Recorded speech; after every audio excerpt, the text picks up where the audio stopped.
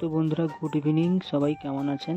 তো তোমাদের জন্য আমি আবার একটি নতুন ভিডিও নিয়ে চলে এসেছি। তো এই যে গাছটা দেখছেন, এটি হচ্ছে ছাদের উপরে অযত্নে বেড়ে ওঠা একটি ফুলের গাছ। তো বন্ধুরা, এই গাছটি হচ্ছে নয়নতারা। এই গাছটি স্বাভাবিকভাবেই আমাদের বাড়ির ছাদের যেখানে জলের ট্যাঙ্কি আছে, সেই জলের ট্যাঙ্কির নিচে যে ইটগুলো দেওয়া আছে, সেই ইটের ফাঁকেই এই গাছটির জন্ম হয়েছে।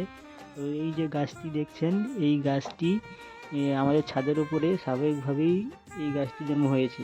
তো আমাদের বাড়ির ছাদের উপরে আমাদের ঠাকুর ঘর আছে, সেখানে আমাদের মা পুজো করে। তো পুজো করার সময় যে শুকনো ফুলগুলোকে ফেলে দেয়, সেই ফুলগুলো ফেলে দেওয়ার সময় হয়তো কোনো একটা বীজ এর মধ্যে থেকে গেছিলো, আর সেই বীজ থেকেই এই গাছটির জন্ম হয়েছে। আর দেখুন বন্ধুরা, পুরো গাছে কিন্তু ফুলে পুরো ভর্তি হয়ে গেছে। আর নয়নতারার এই যে ফুলটি দেখছেন, এটি হচ্ছে গোলাপি রঙের। তো বন্ধুরা, এই ভিডিওটি আপনাদের কেমন লাগলো সবাই একটু কমেন্টে জানাবেন।